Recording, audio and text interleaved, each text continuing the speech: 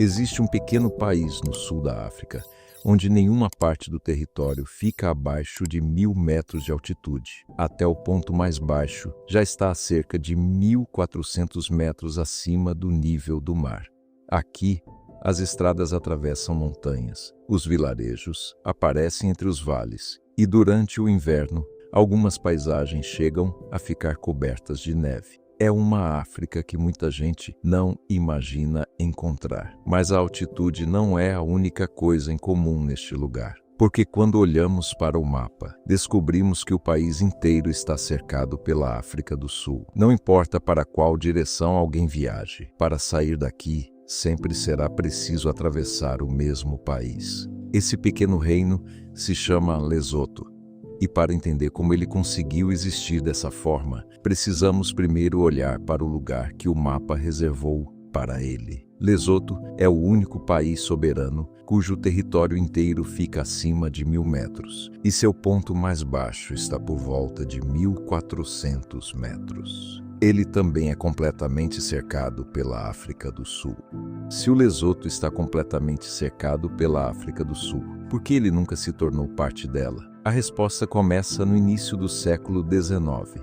Naquela época, diferentes comunidades da região enfrentavam guerras, disputas por território e grandes deslocamentos. Foi nesse cenário que um líder chamado Moshoeshoe I começou a reunir vários grupos basotos sob sua proteção. Ele escolheu as montanhas como abrigo, lugares altos, difíceis de alcançar e muito mais fáceis de defender. Aos poucos, aquele refúgio deixou de ser apenas uma proteção. Tornou-se o início de um reino, mas as ameaças continuaram. Colonos boeres avançavam sobre as terras da região, e o território controlado pelos Basodo começou a diminuir. Para evitar que seu reino desaparecesse completamente, Moshoeshoe pediu proteção ao Império Britânico.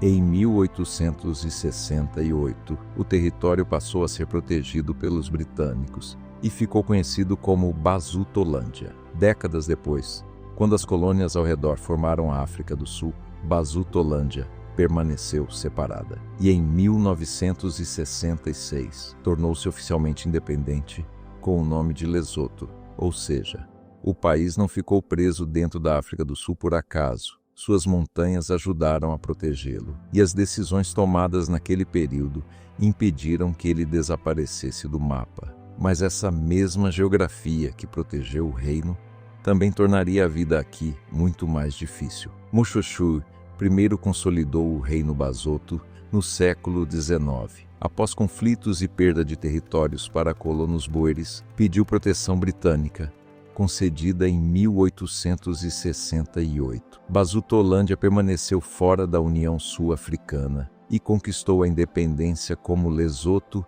em 1966.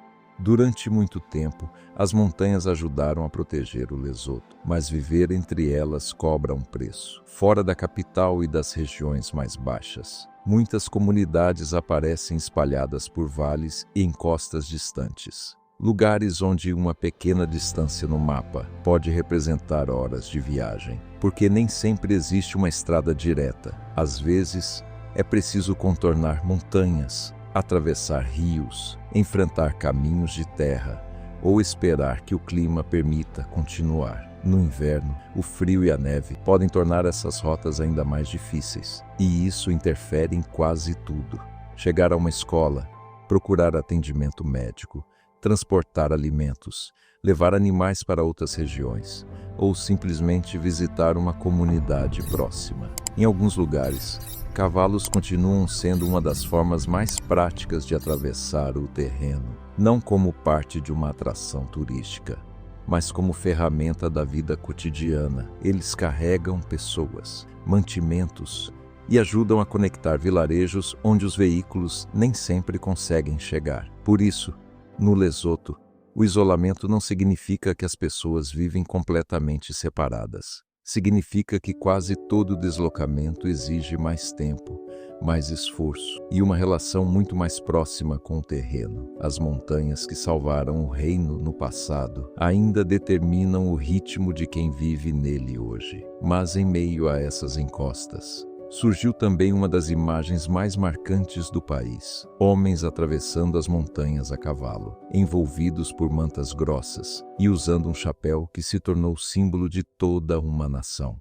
Grande parte do Lesoto é rural e montanhosa, e o relevo dificulta o acesso de comunidades remotas a estradas e serviços. Um documento recente do Banco Mundial afirma que cerca de 80% do território fica acima de 1.800 metros. Estudos sobre mobilidade rural também registram obstáculos importantes para o acesso a estradas e serviços nessas regiões. No Lesoto, a cultura aparece até na forma de se vestir. Homens e mulheres usam mantas grossas para enfrentar o frio das montanhas, mas elas não servem apenas como proteção. Suas cores e desenhos também acompanham cerimônias, casamentos e celebrações. Outro símbolo importante é o mocorótulo, um chapéu tradicional de palha que aparece até na bandeira do país. As mantas, os cavalos, o chapéu e a língua Sesoto ajudam a manter viva a identidade Basoto. Mesmo cercado pela África do Sul, o Lesoto continua carregando uma cultura própria. Mas manter essa identidade não significa viver de forma independente, porque grande parte da vida no país ainda está ligada ao gigante que o cerca. O Lesoto é independente, mas sua economia continua ligada à África do Sul. Muitos produtos entram pela fronteira e muitos Basoto trabalham no país vizinho. Até a moeda local mantém ligação com o rand sul-africano, mas essa dependência não acontece em apenas uma direção, porque o Lesoto guarda algo essencial para a África do Sul: água. Nas montanhas do Lesoto, nascem rios que abastecem parte da África do Sul. Para aproveitar essa água, os dois países criaram um enorme sistema de barragens e túneis. A água é armazenada no Lesoto, atravessa as montanhas e segue até a região de Gauteng, onde ficam cidades como Joanesburgo. Em troca, o Lesoto recebe dinheiro e também utiliza o projeto para gerar energia. Assim, o pequeno país cercado pela África do Sul guarda um recurso do qual o gigante ao redor depende. Mas transformar montanhas em reservatórios também trouxe consequências para quem vivia nesses vales. O projeto foi criado por um tratado entre os dois países em 1986 e combina a transferência de água para a África do Sul com geração de eletricidade para o Lesoto. As barragens trouxeram energia, dinheiro e novas estradas para o Lesoto, mas também inundaram vales e obrigaram algumas famílias a deixar suas terras. E existe uma contradição ainda maior. Enquanto a água das montanhas segue para grandes cidades da África do Sul, muitas comunidades do próprio Lesoto ainda enfrentam dificuldade para ter acesso seguro a ela. Assim, o país que abastece o gigante ao redor nem sempre consegue levar água a todos que vivem dentro de suas próprias fronteiras. Produzir alimento nas montanhas do Lesoto nunca foi simples.